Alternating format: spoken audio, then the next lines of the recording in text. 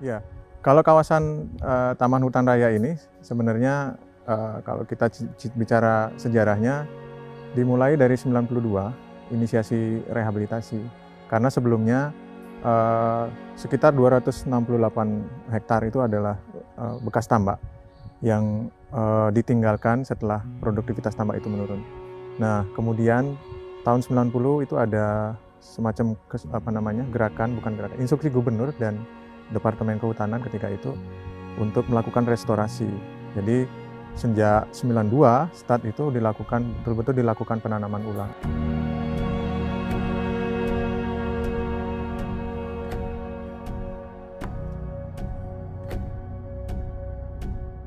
Mangrove itu sangat rentan, terutama dengan serangan tritip dan juga ada alga. Nah, ada namanya guludan yang di dalamnya ditanami dengan mangrove dalam rumpun, sehingga namanya rumpun berjarak gitu ya. Jadi guludan-guludan ini dalam petak-petakan ukuran 5x10, 5x10 kemudian diisi jarak. Nah, itu ditanami, kemudian diisi dengan mangrove dengan sedikit rapat, makanya itu disebut dengan rumpun. Nah, itu adalah salah satu cara yang saat ini dikembangkan tidak hanya di Bali tetapi di seluruh Indonesia sekarang.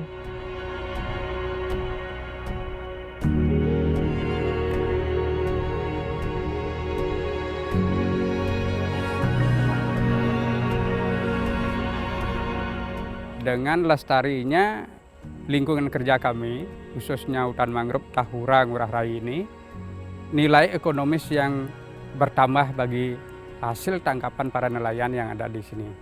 Kenapa demikian? Dengan lebatnya hutan mangrove ini, tumbuh kembangnya ikan dan juga biota yang ada di sini, khususnya yang menjadi tangkapan nelayan itu kepiting bako, udang, dan aneka ragam ikan yang masuk di Teluk Benua, khususnya yang masuk ke hutan mangrove ini. Sangat bermanfaat sekali karena di masa pandemi ini kan kayak saya dirumahkan gitu, jadinya kalau ada kegiatan seperti ini jadinya menambah pundi-pundi uang untuk membantu suami di rumah.